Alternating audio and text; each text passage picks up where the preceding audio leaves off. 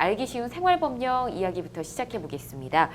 아동학대 학원 강사 선고 유예에서 벌금형 선고, 불법 체류자 고용한 농업인 집행유예 2년. 네, 최근 내려진 법원의 판결입니다. 선고 유예, 집행유예, 뉴스 등에서 사건 사고가 터질 때마다 자주 듣게 되는 용어들인데요. 혹시 여러분은 이 법률 용어에 대한 정확한 의미 잘 알고 계십니까? 자, 오늘 알기 쉬운 생활법령에서는 자주 접하기는 하지만 헷갈리기 쉬운 법률 용어에 대해서 좀 자세히 짚어보도록 하겠습니다. 자, 어떤 용어부터 설명을 들어보면 좋을까요, 박 변호사님? 예, 용어 자체가 좀 어렵죠. 그쵸. 그래서 먼저 유예라는 뜻에 대해서 먼저 살펴봐야 될 것 같은데요. 네. 유예라는 뜻은 그 말 그대로 어떤 일을 시작하기 전에 날짜와 시간을 좀 미룬다는 의미입니다. 네. 그래서 형사적으로 기소유예, 선고유예, 집행유예라는 게 있는데 그 말 그대로 어떤 처분을 미룬다는 의미는 똑같지만 네. 그 유예를 하는 주체, 그 다음에 시점은 어느 시점에서 하는지에 따라 차이가 있습니다. 네. 그래서 먼저 그 중에서 기소유예 처분에 대해서 좀 말씀드리겠습니다. 예. 기소유예라고 하는 거는 수사기관이 내리는 처분이에요. 불기소 처분의 일종인데 예. 예를 들면 어떤 사람이 범법 행위를 했을 경우에 네. 그 행위가 죄질이 좀 경미하고 그다음에 피해 정도가 낮고 네. 전과가 없고 그다음에 깊이 반성해서 예. 이거를 형사재판으로 넘기기에는 좀 부당한 경우 그래서 부당한 경우에는 수사기관에서 기소유예 처분이라는 걸 합니다. 그러니까 예를 들면 네.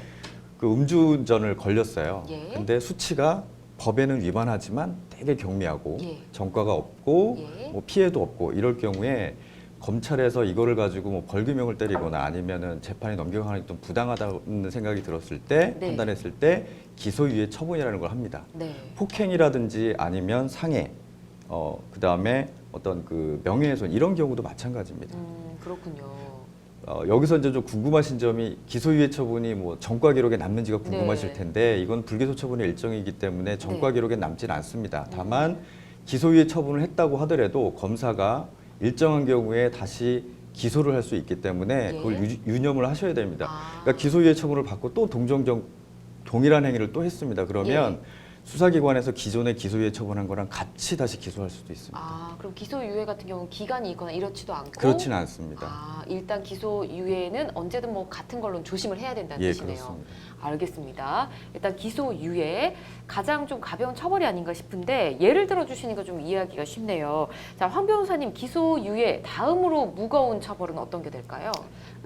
기소유예보다 무겁다라고 보기에는 조금 개념이 좀 다른 것 같고요. 일단 네. 기소유예라는 거는 유예, 미루어준다. 무엇을 미뤄주냐? 법원으로 넘어가는 기소를 미뤄준다, 유예해준다라는 개념이고요. 예.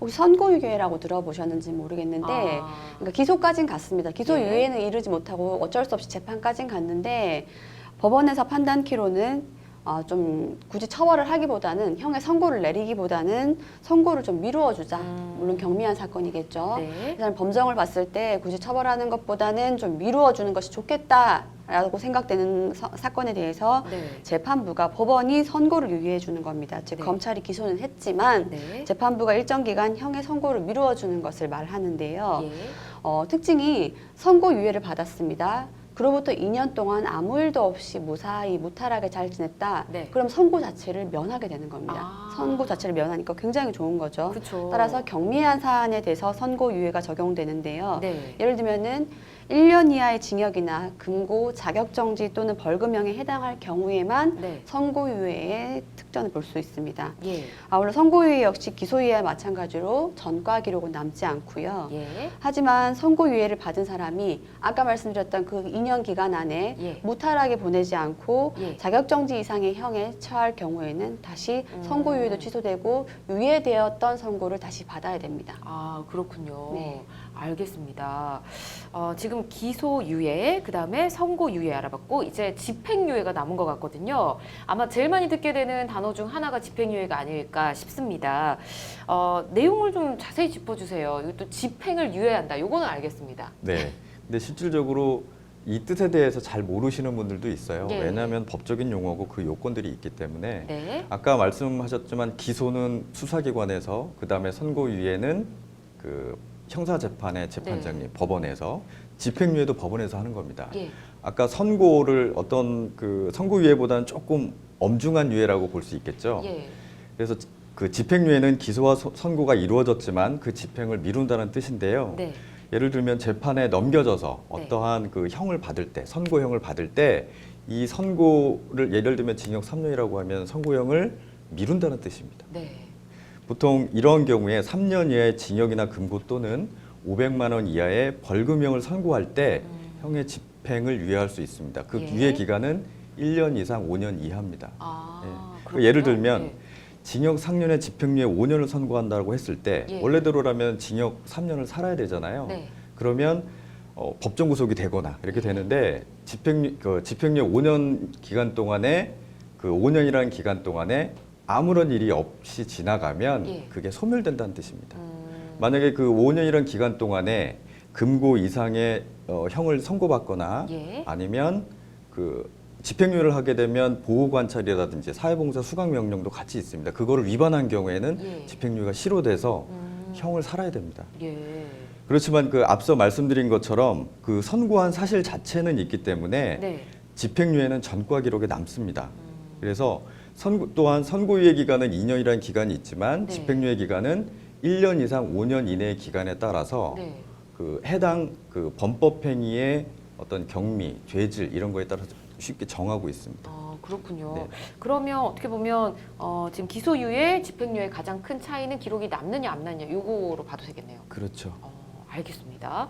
자, 일단 다른 나라도 그런지 모르겠지만 우리나라 형의 종류가 참 다양한 것 같아요. 제가 뭐 기억나는 것만 벌금, 과료, 뭐 징역, 사형 이런 종류가 있는 것 같은데 이 외에도 뭐 어떤 종류들이 있을까요? 그 형의 종류는 형법에서 정하고 있습니다. 예. 형법 41조에서 경한 것부터 중한 것 순으로 정하고 있는데요. 네. 몰수, 과료, 구류, 벌금, 자격정지, 자격상실, 금고, 징역, 사형 순으로 경한 순으로 정하고 있는데요. 예.